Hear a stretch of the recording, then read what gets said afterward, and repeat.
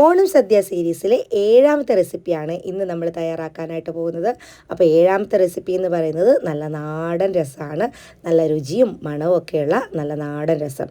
അപ്പോൾ ആദ്യം തന്നെ കുറച്ച് കൊച്ചുള്ളി, വെളുത്തുള്ളി, ചെറിയൊരു കഷ്ണം ഇഞ്ചി, 1.5 ടേബിൾ സ്പൂൺ കുരുമുളക്, 1 ടീസ്പൂൺ ചെറിയ ജീരകം, ഇത്രയും നമുക്ക് ഒന്ന് ചതച്ച് മാറ്റി വെക്കണം. ഇനി നമുക്ക് രസം ഉണ്ടാക്കാനായിട്ട് ഒരു ചട്ടി ഞാൻ അടുപ്പത്ത് വെച്ച് വെളിച്ചെണ്ണ ഒഴിച്ച് കൊടുത്തിട്ടുണ്ട്. എണ്ണ നന്നായിട്ട് ചൂടായി വരുമ്പോൾ അതിലേക്ക് നമുക്ക് കടുക് ഇട്ട് കൊടുക്കാം. കടുക് പൊട്ടി വന്നതിന് ശേഷം കുറച്ച് ഉലുവ ചേർത്ത് കൊടുക്കുന്നുണ്ട്.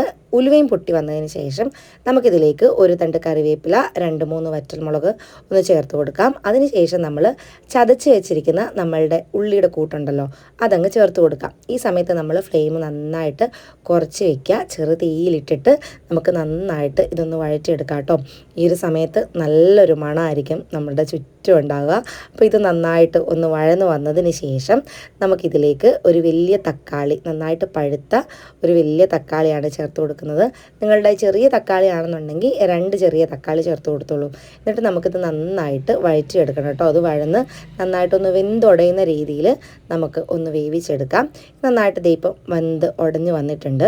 നമുക്കിനി ഇതിലേക്ക് 1/4 ടീസ്പൂൺ മഞ്ഞൾപ്പൊടി, 1/2 ടീസ്പൂൺ മല്ലിപ്പൊടി, 1/2 ടീസ്പൂൺ കാശ്മീരി മുളക് പൊടി, 1/4 ടീസ്പൂൺ കായപ്പൊടി, ഇത്രയും കൂടെ ചേർത്ത് കൊടുത്ത് പച്ചമണം മാറുന്നവരെ നന്നായിട്ട് ഒന്ന് വഴറ്റിയെടുക്കണം.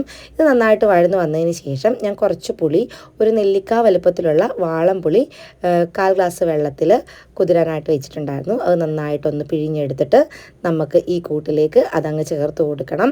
അതിനുശേഷം ഒരു വലിയ കപ്പിൽ 2 കപ്പ് വെള്ളം ചേർത്ത് കൊടുത്തിട്ടുണ്ട്. എന്നിട്ട് നമുക്ക് പാകത്തിന് ഉപ്പും കൂടെ ചേർത്ത് കൊടുത്ത് നന്നായിട്ടങ്ങ് മിക്സ് ചെയ്തതിന് ശേഷം നന്നായിട്ടൊന്ന് തിളപ്പിച്ചെടുക്കണം കേട്ടോ.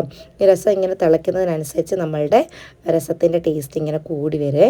അപ്പം നന്നായിട്ട് തിള വന്നതിന് ശേഷം നമുക്കിതിലേക്ക് ഫ്രഷായിട്ടുള്ള കുറച്ച് മല്ലിയിലയും കൂടെ ചേർത്ത് കൊടുത്ത് ഫ്ലെയിം അങ്ങ് ഓഫാക്കി വയ്ക്കാം. അതിന് ശേഷം ചൂടൊക്കെ ഒന്ന് മാറി ചെറിയ ചൂടോടുകൂടി നമുക്ക് രസം കഴിക്കാവുന്നതാണ്. നല്ല നാടൻ രസമാണ്, നല്ല മണവും നല്ല രുചിയാണ്. അപ്പോൾ ഈ വർഷത്തെ ഓണസദ്യക്ക് ഈ ഒരു റെസിപ്പി ഒന്ന് ട്രൈ ചെയ്ത് നോക്കുക. അതുപോലെ തന്നെ നിങ്ങൾ തരുന്ന സപ്പോർട്ടിന് ഒരുപാട് നന്ദി പറയുന്നുണ്ട്. ഇനിയും ഈ സപ്പോർട്ട് ഞാൻ പ്രതീക്ഷിക്കുന്നു. അപ്പോൾ എല്ലാവരും റെസിപ്പി തയ്യാറാക്കി നോക്കി ലൈക്ക് ചെയ്യുക, ഷെയർ ചെയ്യുക, മറക്കാണ്ട് ഫോളോ ചെയ്യുക.